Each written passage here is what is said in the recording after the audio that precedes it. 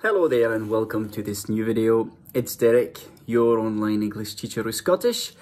Dans cette vidéo, nous allons voir trois faux amis en anglais qui s'utilisent pas du tout comme en français.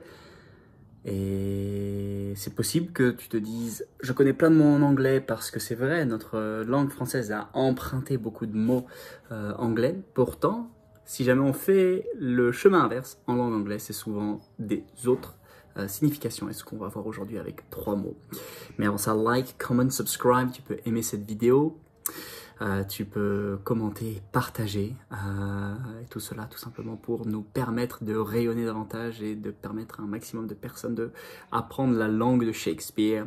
Et on va démarrer juste après le jingle. Let's go!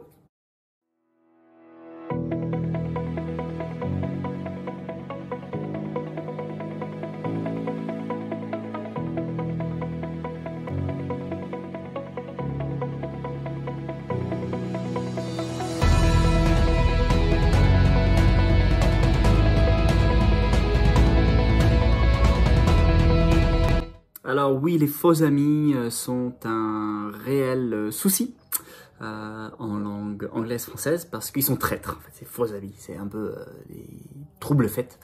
Et là, j'aimerais t'en donner 3 qu'il faut faire attention. Le premier, c'est basket. A basket. Alors, plusieurs cas de figure, en fait. Basket pour le sport, ok. Basket pour le sport. Basket pour les chaussures, en fait. C'est mes baskets. Alors que, en fait, en langue anglaise, basket, imagine une petite ferme avec un joli jardin, des feuilles qui, alors que l'automne arrive, sont en train de tomber, et une personne qui sort avec un panier pour récupérer des noix ou des noisettes. Et ben, en fait, basket, c'est un panier. Rien à voir avec le sport, rien à voir avec les chaussures. A basket, c'est un panier. Et là, tu te dis, ah, mais si! Il y a quelque chose à voir avec le sport, le basket, parce que pour marquer, il faut faire un panier. Voilà. Sauf qu'en anglais, on dit basketball. Okay? Donc, si tu dis je joue au basket, I play basketball. Okay? Pareil, si tu dis I play foot, comme je joue au foot, ça ne marcherait pas. C'est football.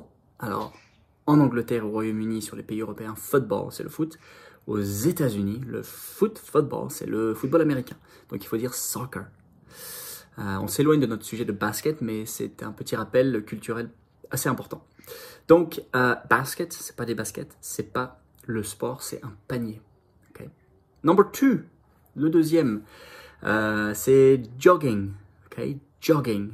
Alors, en français, jogging, ça a plusieurs significations. La signification première, ce serait un pantalon de sport, hein, ton jogging. En anglais, c'est utilisé pour parler de course à pied. Okay, une course à pied. C'est vrai qu'en français aussi, on l'utilise de temps en temps. Mais jogging, c'est course à pied. Jogging pants, c'est le jogging. Pants, P-A-N-T-S. Donc, voilà. Jogging pants, c'est le vêtement. Et jogging, c'est donc le sport, la course à pied. Okay? Donc, juste à ne pas se tromper.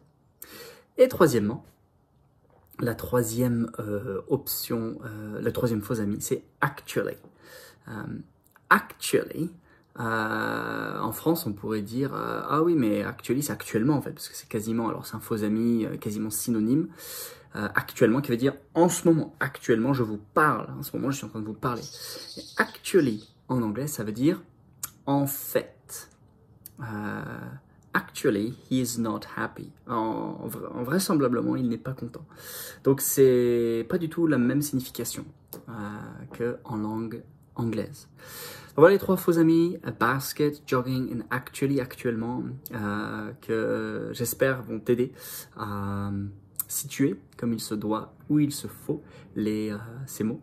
Et voilà, quant à moi, je t'invite à rejoindre une masterclass gratuite que j'ai faite pour t'aider à débloquer ton oral d'anglais et parler anglais couramment en moins de 3 mois.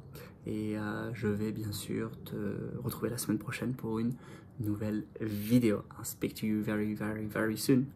Bye bye.